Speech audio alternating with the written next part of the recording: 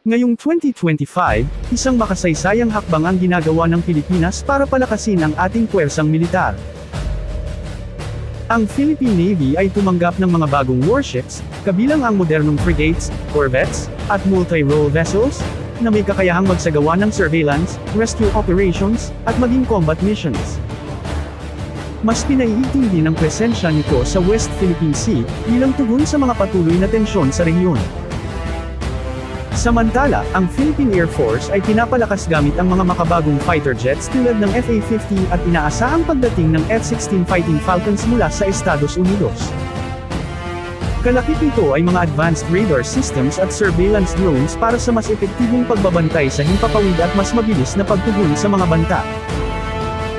Hindi rin pahuhuli ang Philippine Army, pinalakas ito ng mga bagong armored vehicles, artillery systems, at modernong communication equipment.